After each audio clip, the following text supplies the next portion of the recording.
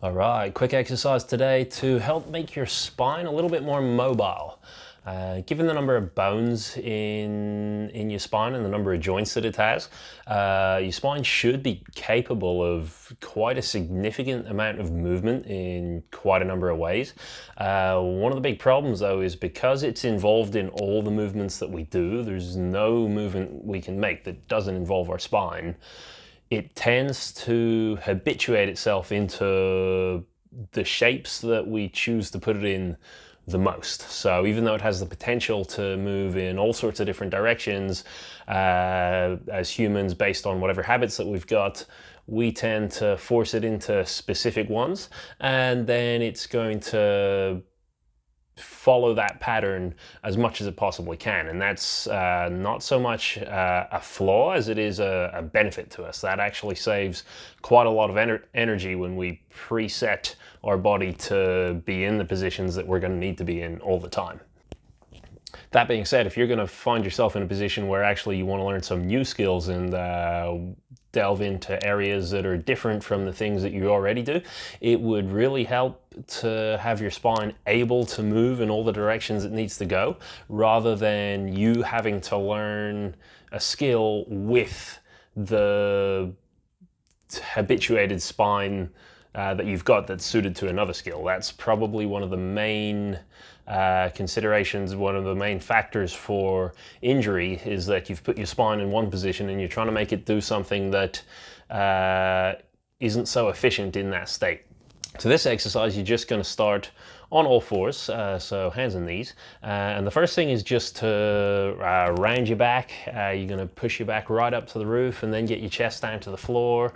You're just going to do that a couple of times. The idea is just to get the whole thing moving. So you want to get as much motion and as much range both directions as possible. Normally when people do this, if you think of an external target, it can help. So if I think of getting my shoulder blades or the spine in between my shoulder blades to push up to the roof, that can really help with the top part. And then if I think about trying to get my belly button down to touch the floor, that can help in the arching position as well. And you're just going to do a number of reps of this. This could be as a warm-up, or if you're finding that you don't have so much motion in this already, actually it could just be a good standalone exercise on its own.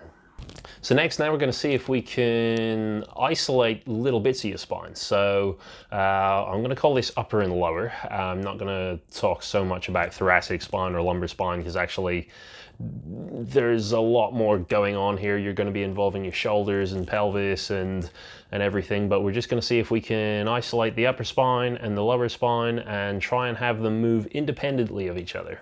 And the way you're going to do that is you're going to take a ball.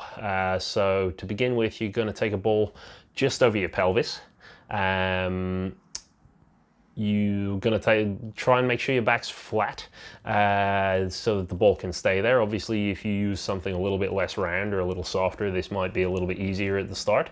And now you're going to try the exact same thing. So you're trying to move your back as far up and as far down as it can go, but the ball's not allowed to move. It's not allowed to fall off your back. So what you're going to find is now, just in the upper half of your spine, you're trying to do as much movement as you can, but you won't be able to go nearly as far. Now your lower spine, your lumbar spine, your pelvis, your hips aren't able to help. They're not able to aid with this. So you're trying to see, can I move my upper spine while keeping the rest totally still?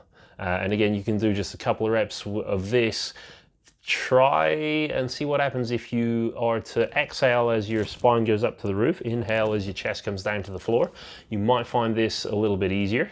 And if you're finding it's working well, you might want to play with the speed that you're doing it, or try and do the whole exercise with your eyes closed. Okay, and then next, we just swap it around. So now the ball's going to go onto the upper spine. So ideally it goes in between your shoulder blades. It's kind of whatever you can reach. If you've got somebody else who can put the ball down, that's even better, but this one will be quite difficult to get the ball in the right place while keeping your back flat. Just get it up there as high as you're able to get it to go. And now you're following the exact same principle. So it's pushing up and down.